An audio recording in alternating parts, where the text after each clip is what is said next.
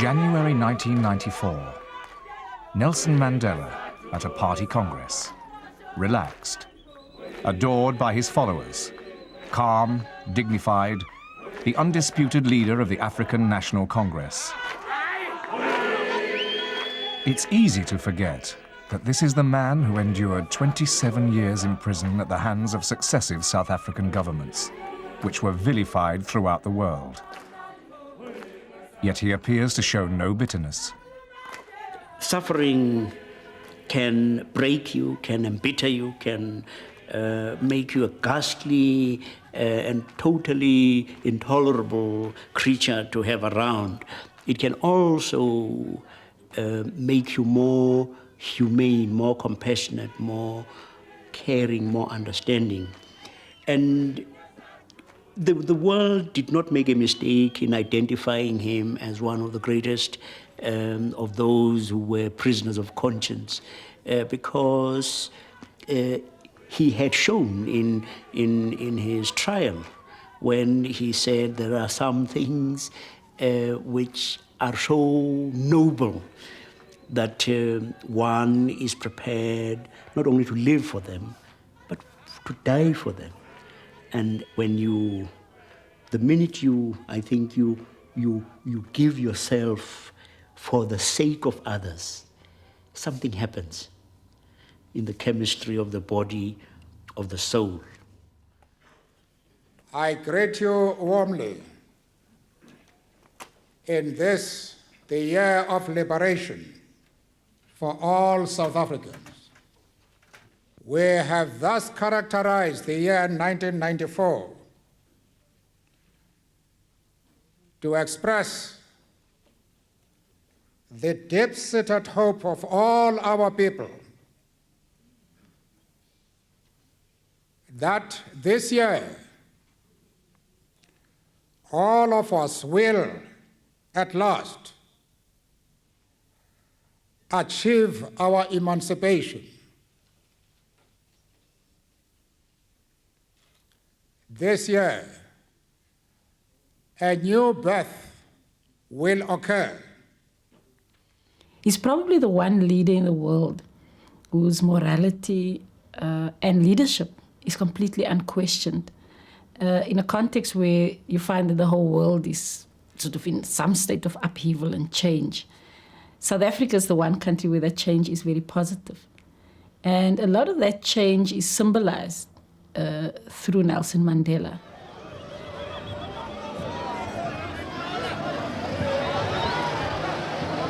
Nelson Mandela's release from prison in February 1990 was a watershed in South African history. It was the beginning of the end of apartheid. But for Mandela, the last 4 years have been grueling politically and personally. Negotiations dragged on, and the political violence escalated. Although he has been able to forgive those who kept him in prison, his family has found it much harder to do so. I'm still very bitter about everything that this government and this government's policies have done to me and my family, because I don't think we will ever fully recover from the consequences of what they've done. I mean, I've been deprived of a father. For all my life, I've been deprived of a childhood. And I don't think I'll ever be able to recapture that. Because as much as he is back now, and, you know, he tries his hardest to be the perfect or the ideal father, but there's still so much rediscovering of one another that we have to do. And I'm just very worried about the time, whether we'll ever really have the time to do that.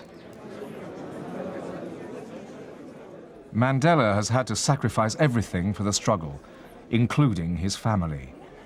In 1992, he had to sacrifice his marriage to Winnie. She had been convicted of kidnapping, and Nelson reluctantly announced a separation. Today, the pain on both sides is hidden. My own sense is he loves Winnie deeply. And in many ways, he is a lonely man. I mean, he gives himself prodigally on behalf of others, on behalf of the ANC. But at the end of the day, he goes to this huge house, and even though he has grandchildren and others with him, it's not the same thing.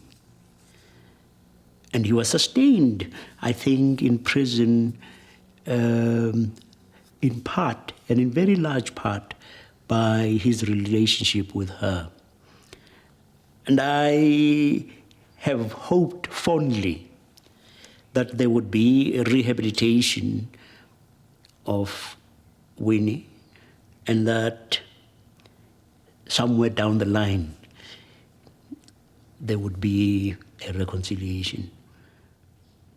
Our love for each other has never been dented. What happened was just a situational separation, and we love each other as we have always loved each other from the moment we met those many years ago. Winnie and the children, Zani and Zinzi, never led a normal family life. For Nelson, politics came first, and he spent little time with them.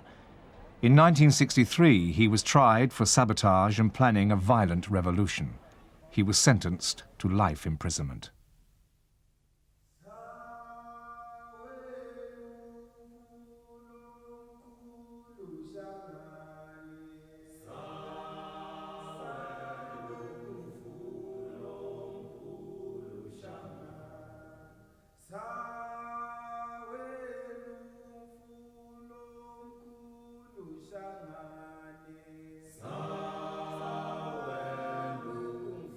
Robben Island, 9 kilometers from Cape Town, where Mandela spent most of his 27 years in prison. It was the defining experience of his life. The regime on the island was harsh. Prison warders tried to break and demoralize political prisoners like Mandela.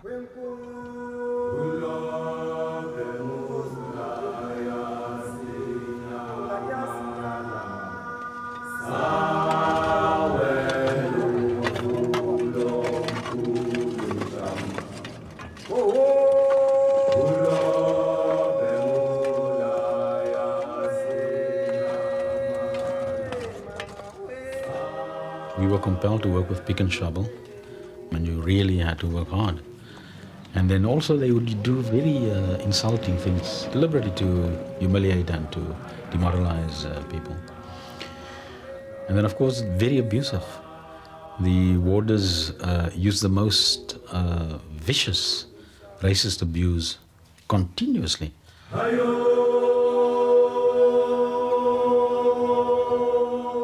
Despite the beauty of the island, the men saw little of it. We never once saw a child, not once. And when we did one day hear the voice of a child, it was a spontaneous tools down by everybody in the quarry, and we were hoping to see just the sight of the child. It must have been a warder's child. Group of children, and the warders made damn sure that we didn't see their child. Visitors to the island had to take the ferry from Cape Town. Though Mandela relied greatly on his family for support, visits were rare. Winnie and the children live 1,500 kilometers from Cape Town. I'm not too sure whether I really saw any beauty in Robben Island, because I was always very aware of what the trip was all about. It was always very emotional, it was always quite traumatic. It would be quite exciting going down to see him. It would be quite sad coming away from there. And I think in those circumstances, it's really difficult to appreciate, the beauty of the rocks or the flowers there, or, the sea itself, because there was the harsh reality of what Robben Island really was all about.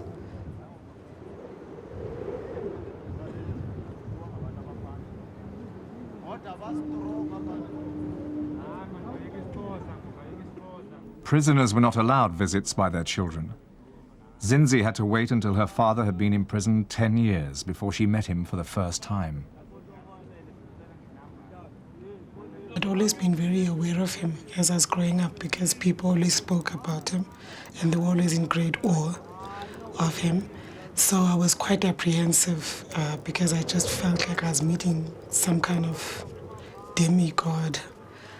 But when I actually saw him, he has an amazing personality. He's got great depth of feeling and warmth. He just made me within the first 5-10 minutes feel so much at home. Well, we tried to recapture what life could have been if we were at home as a family. I think both of us got sufficient feelings to recharge our batteries and to be able to carry on until the next visit. We survived those years because of the love we have for each other. Prison strengthened Mandela as a man and as a leader. He's also become a confident and charismatic campaigner. And in negotiations with President de Klerk, he's proved a tough adversary. Their relationship has often been stormy. I refused to go with him to the White House to see Clinton, President Clinton. And when a journalist says, well, look, what's your relation with the President of South Africa, next to you there? I said, Mr. de Klerk is not the President of South Africa.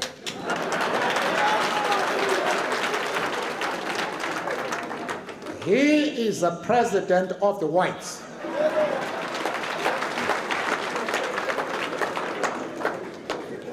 Incidentally, the question has been raised about a debate between some people. I'm sure he's referring to the debate between President de Klerk and myself. He has challenged me.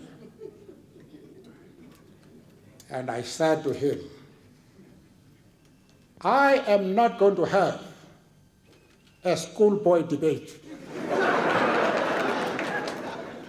I am going to debate national issues.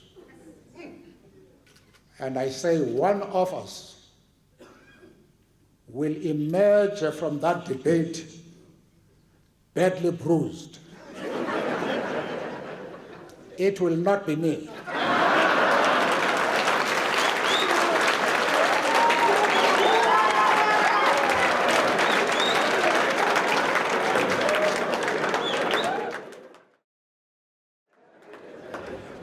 Mandela's personal life has suffered since his release from prison. His marriage came under strain. The crunch came when Winnie was found guilty of involvement in the kidnapping of Stompie Saipai, who was later found dead. Winnie's reputation was seriously damaging Mandela. He was persuaded to part with her.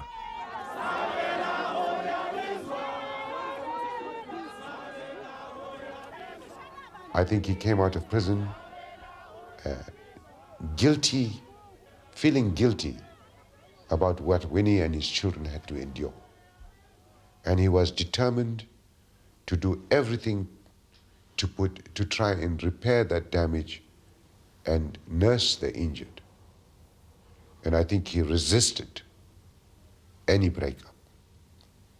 But when he realized that there was no way forward, then very firmly and quietly, he knew it had to end.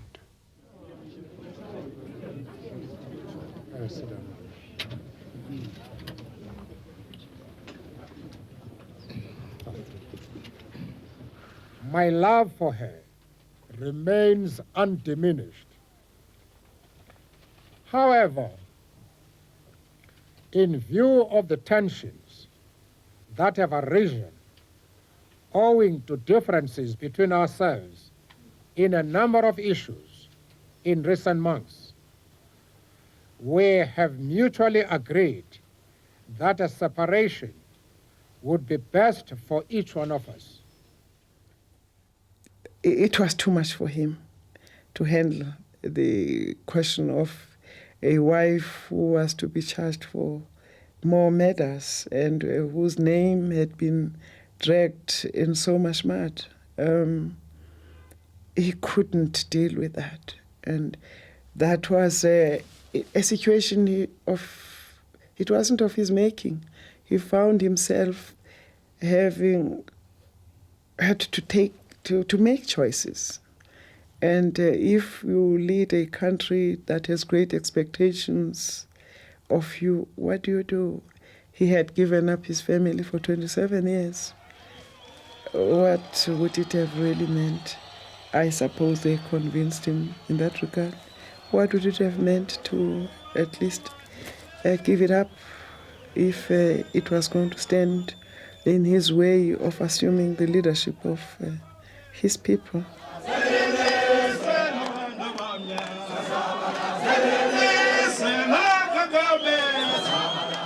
Today, though Winnie's reputation has improved, she is rarely seen at Mandela's side.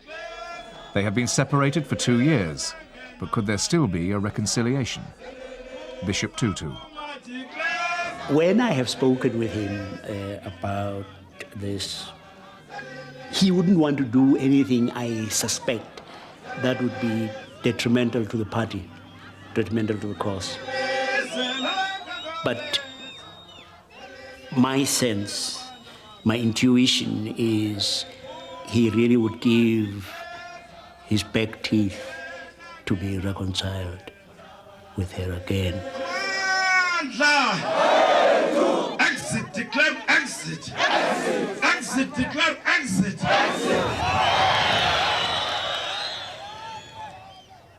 We are all still waiting for perhaps that time at the end of the struggle when he will be with his family and that the strains he's gone through, the struggle for the people and the country in its entirety. Someday we will also have the luxury of having the nucleus of a family. Someday we'll also know what it would have been like to lead a normal family.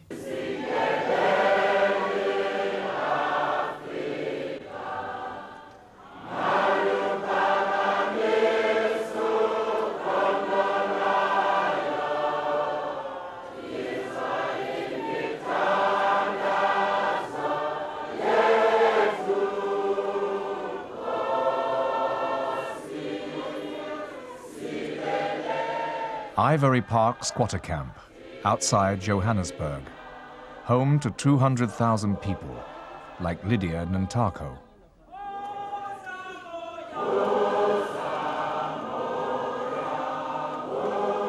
It's one of the first stops in Nelson Mandela's election campaign, which began last November.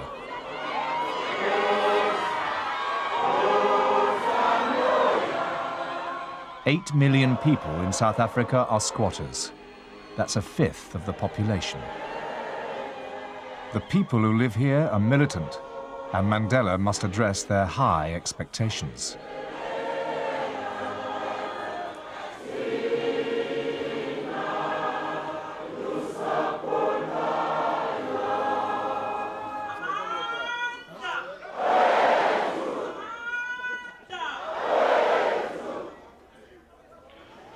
Central to the crisis in our country are the massive divisions and inequalities left behind by apartheid. But the day of reckoning against all these people who are responsible for your problems for the problems that you have mentioned to us. The 27th of April next year is the day of reckoning. We are going to bury the National Party.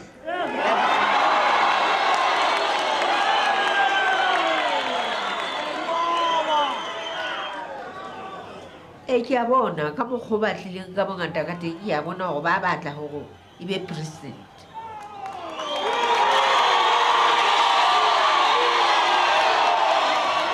Ba o tshaba ba tsa matla sa ona go ka loka jwalo ka pele. Today's event is a people's forum, a chance for the people to ask questions of the ANC leadership. The questions today are about basic needs like jobs, healthcare, and education.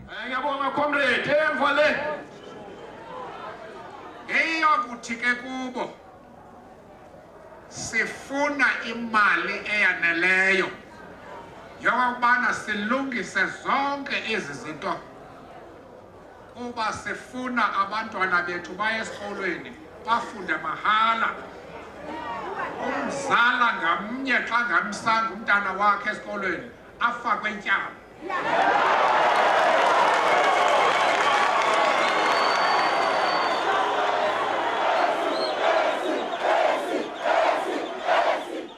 In this campaign, Mandela is everywhere. Sometimes it's as if the future of the new South Africa rests entirely on his shoulders. He came out of prison as something of a demigod. He's held in awe both by his own supporters and also some of his political rivals. In lots of ways, he is not tested as a leader. He has promised more than he can deliver to both blacks and whites. And it is interesting to see how he's going to resolve this.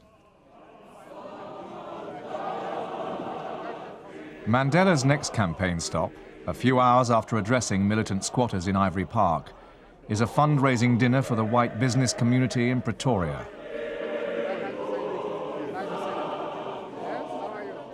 The ANC needs to reassure these white voters, even though few will actually vote for the party. If Mandela is to satisfy the expectations of black voters, he needs economic growth, and this audience can help him achieve it. Many whites look at him as something of a great white hope, actually, insofar as he is fairly mild in the sense that he does not seriously threaten their continued good life in South Africa. And in lots of ways, he will be able to deliver to them what apartheid failed to. And this is international legitimacy, the lifting of sanctions, and South Africa's economic reintegration with the world. Most white people's quality of life won't change.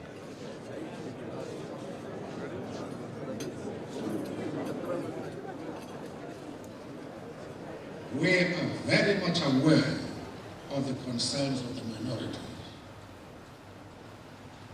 We are aware of the advantageous position that you hold, that you are the key in the building of a new South Africa.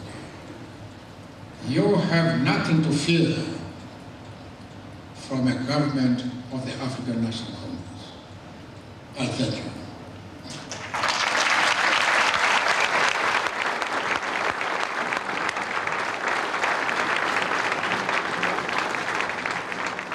I would certainly think that Mr. Mandela is a visionary man. He's got great visions for South Africa. Apart from being very eloquent, I think it was absolutely an experience listening to the man. I really truly respect him, and I have sympathy for him for what he had to go through, and I was terribly impressed. The principal beneficiaries of the new political settlement will be whites and a small black elite of roughly 1.5 million. The problem is not the 1.5 million blacks, but the majority of black society that is uneducated or undereducated, unemployed or underemployed, who are not going to benefit much, at least initially, from the political settlement. Back at Ivory Park squatter camp, Mandela's visit has left residents eager to vote. But first, they must register, and this has been a major problem.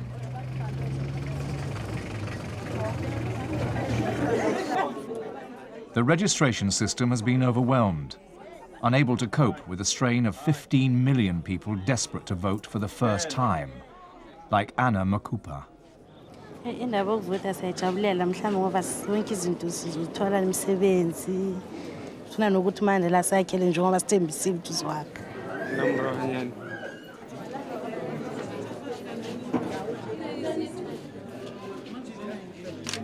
Mina ngifisa kakhulu ukuthi nje ngaba semuva kokuvota ukuthi singaphathana kahle nje abantu sekela ukulwa yabona sibulalana into ezinjalo lezo. Batla re itse bo re batho ka fela re na le madi mo hona motho a sa tswe madi ka fela re tswa madi jona yena o rata o ra ha jona rena re batlo ha yo.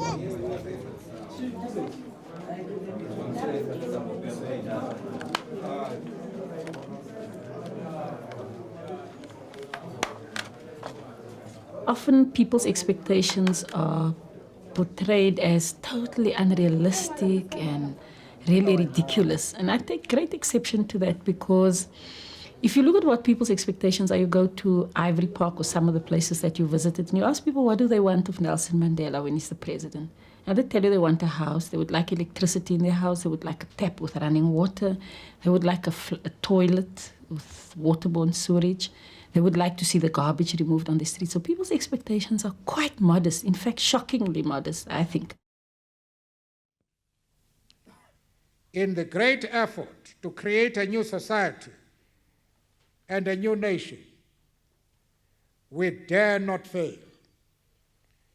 History and the world will judge us very harshly if we do not do what is just and correct.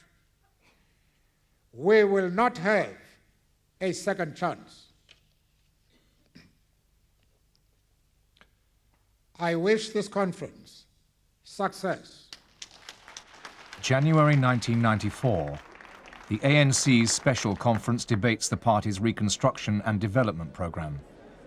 Its plan to reform South Africa. Amandla! Viva ANC, viva! Comrades, our people are not asking for yachts. They are not asking for holiday houses. They are not asking for thousands of rands in a safe deposit. Our people ask for water, for toilets, for jobs, for taps, for rights to health, for living wages.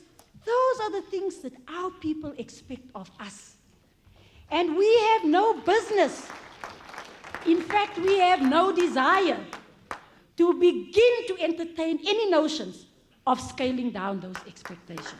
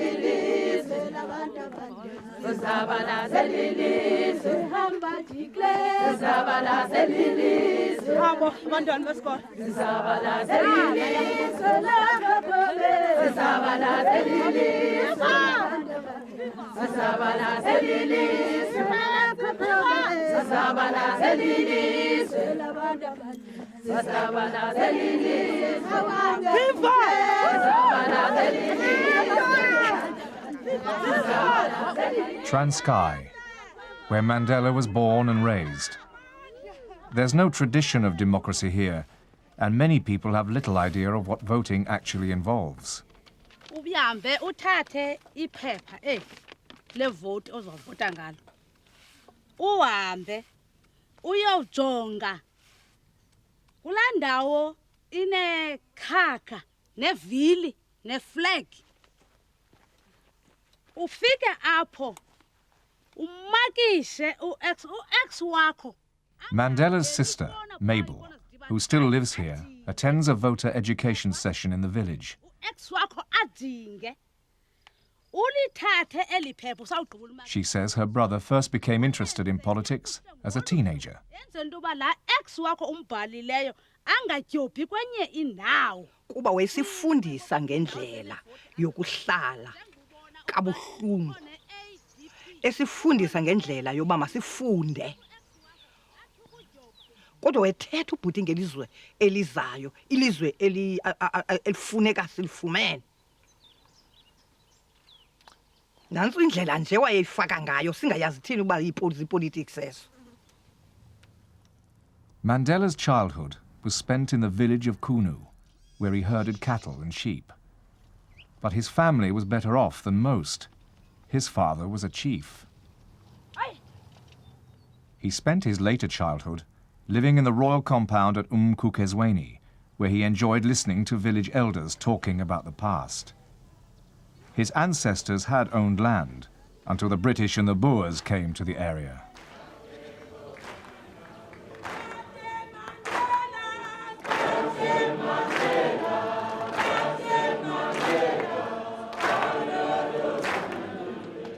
The man who will be president of South Africa is a very private person. I think that he accords an incredible amount of respect to me, both as a young person and as a woman. But I think those are two odd handicaps which I have in my relationship with him as well. Because he'll always treat me as a child. And as I said, it's not sexist, but it's incredibly chivalrous. And it's almost that gap of having been to prison for 27 years. And I don't find it offensive. He certainly doesn't demean me in the way that he relates to me as a woman. But he always feels that he sort of has to open doors for me or to treat me with some care on the basis of my being a woman. When I came up here now, the president said to me, he will pray for me. Now, I don't know how to take that. He's a very proud person. And I suppose the unfortunate events in his family life were quite painful to him.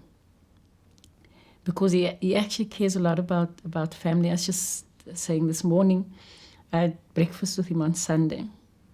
And he just said to me, I don't want to be personal, but how old are you? Do you not think you ought to really think about whether you want to have children or not? And I said to him, no, don't be crazy. I don't even, I've been quite flippant about it. And he said to me, no, people always talk about the difficulties of having children, the responsibilities, but people never speak about the joy and how having children, in fact, forces you to redefine yourself, and you just begin to look at yourself in a whole other perspective.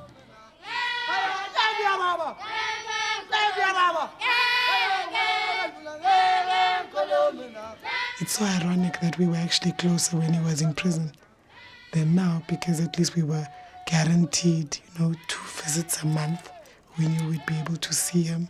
But then sometimes, like on his travels and stuff, we could easily not see him for 2 months. I really wish I had more time with him. I really do, because I really miss, being with him and spending more time with him. The moment he stepped out of prison, he was national property. And it was as if, we were lucky to have even 10 minutes of his time for the family. He had given his life totally to the struggle, and it would have been wrong of us to stand in his way, because this was a fulfillment of the people's dreams, that would come out of prison and lead them and deliver them finally to liberation.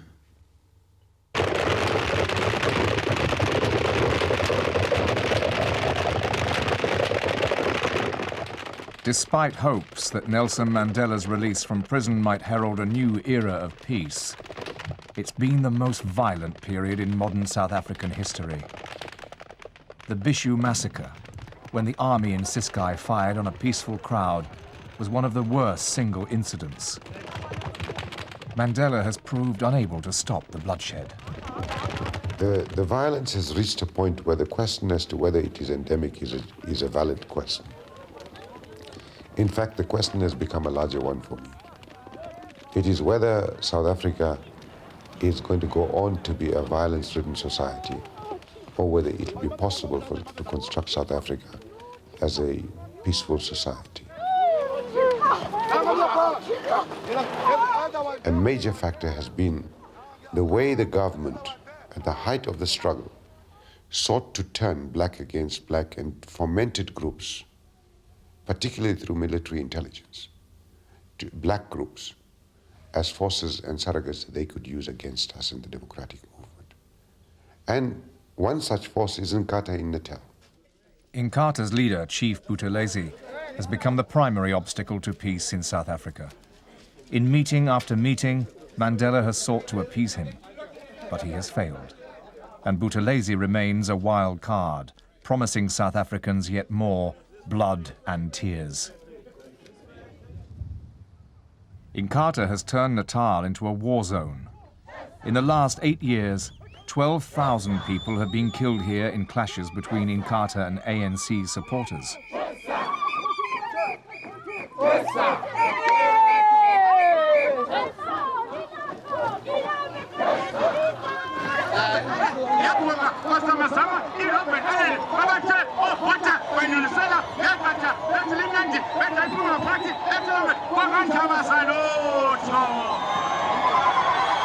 All Mandela can do is go to Natal and appeal for peace.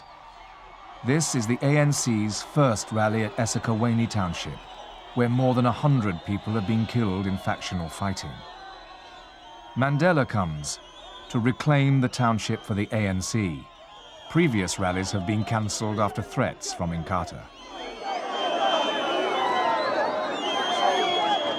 People want peace. They are tired of violence. They have lost their beloveds. And anybody who is threatening violence, blood and tears is unlikely to get the support of the people. One victim of the violence is 9-year-old Zibani Ngema. He was blinded and paralyzed in an attack on his family by an Inkatha gunman, which killed his aunt, a trade union activist. When her sister was killed, he has also been very eager to see his president. Well, I'm very happy to double our polo ball. Kamala Pongban? Smart. Oh, you mean you're coming up? 9. Oh, yeah, yes, Polo.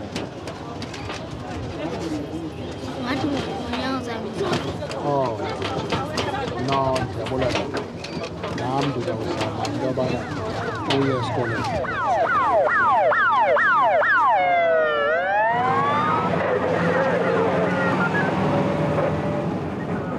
Katlehong, a township in the East Rand. Nowhere is Mandela's inability to end the violence clearer than here. Covert government efforts to destabilize the townships have had dire consequences. In Katlehong, clashes between Inkatha and ANC supporters have turned this area into a war zone. A death is a routine event. Katlehong is now being called the Sarajevo of Africa, and Mandela can do nothing to stop the violence.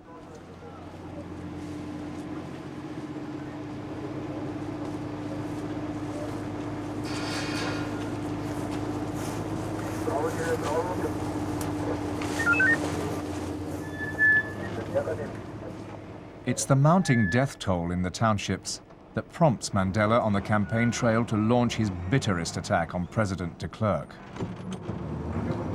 He welcomes the violence amongst Africans because it is taking place only amongst Africans. And he therefore believes that if this violence continues until the 27th of April, then he will cut down the support of the ANC. So much so that he may even cling to political power after the 27th of April. That is the strategy that is being used by the government, and that is why they have never taken any precautions to protect our people against violence.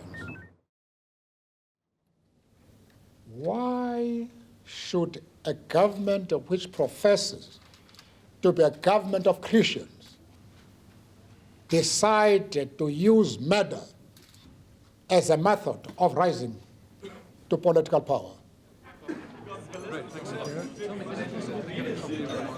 And where were you off to now, Mr. Mandela? Now I'm going home. Hello.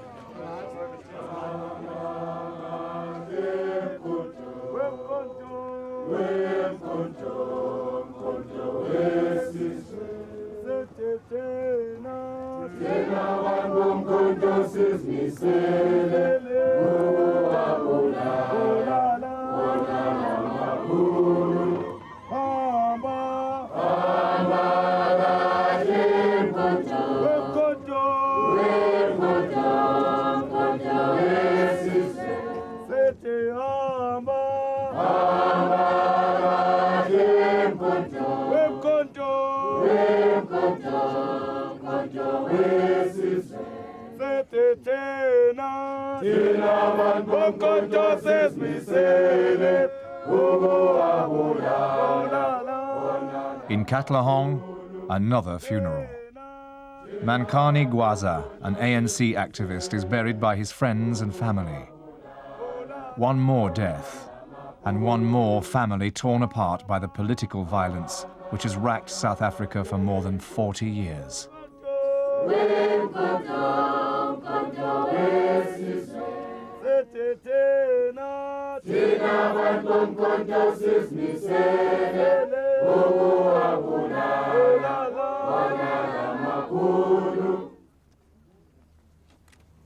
Ukuzala emhlabeni kunexesha lakho.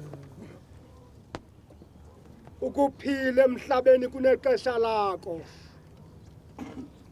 Ukufa emhlabeni kunexesha lakho. Kungoko siphezu kwalamangcwaba kosengunaphakade xa kuqala unyaka.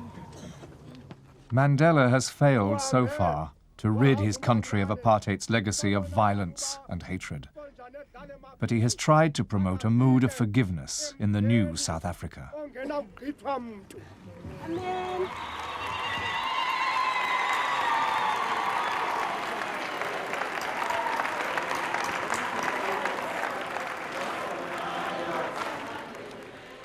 On the campaign trail, South Africa's president-in-waiting launches his party's manifesto and his vision for the future.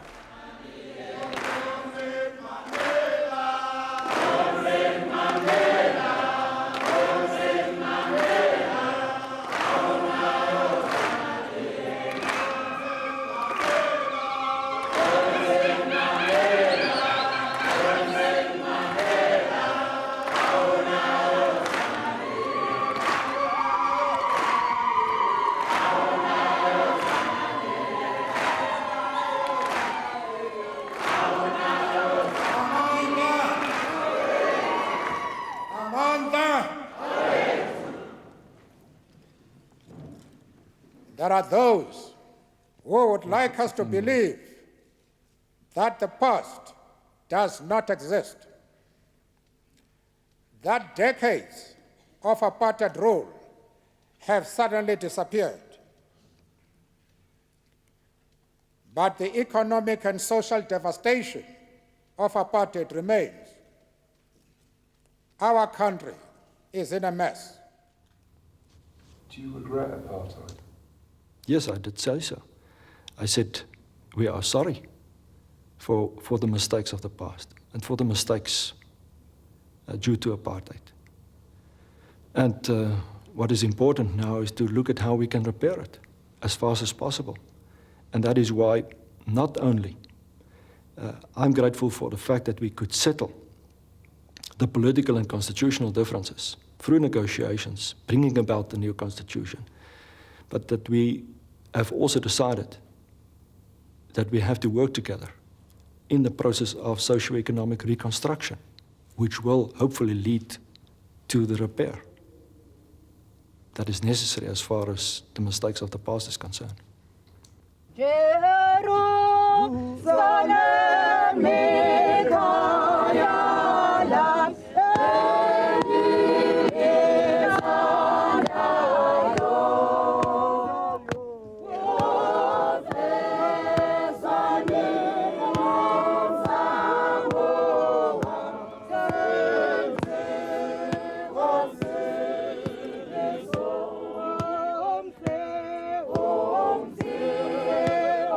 Unless these people come clean on what it was that they did and actually acknowledge the pain and the damage to people and this country, I think it's very hard to speak about just forgiveness.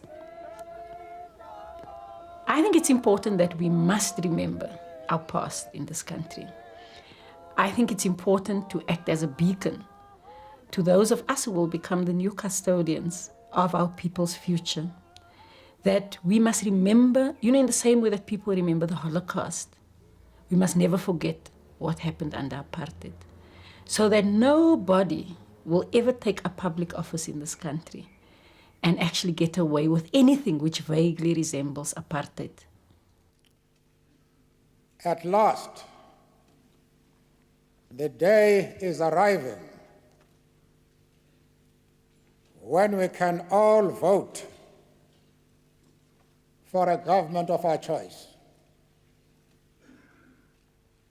This is tribute, above all, to the efforts and sacrifices of millions of South Africans. The ANC's vision of a South Africa in which people live in peace and with equal opportunities is an ideal which sustained me during the 27 years in prison. It is an ideal for which I was prepared to sacrifice my life.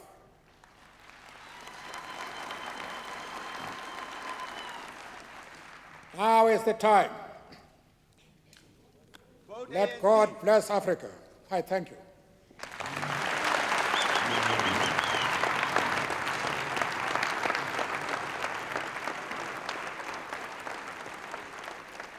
How do you feel about the future? Do you feel good? Hopeful? I feel real good. I deplore the violence, but overall, I think that our chances are very, very good for bringing it off. We are a remarkable country. When you think that before 1990, certain things were illegal. Blacks could not live in areas designated for whites. They do so now. And the sky hasn't fallen in. And what is even more remarkable is that people who before accepted that it was legal and moral now are accepting something that has turned apartheid on its head. People go to same schools. Yes, we still have the aberrations where children are stopped because of being the wrong color. But more and more, you would say, the bulk of people in South Africa are saying, hey, it is actually possible to live as one people. It is possible to use the resources, the substantial resources that God has given us in this country, not for the benefit of just one small clique, but for all of us. Hey,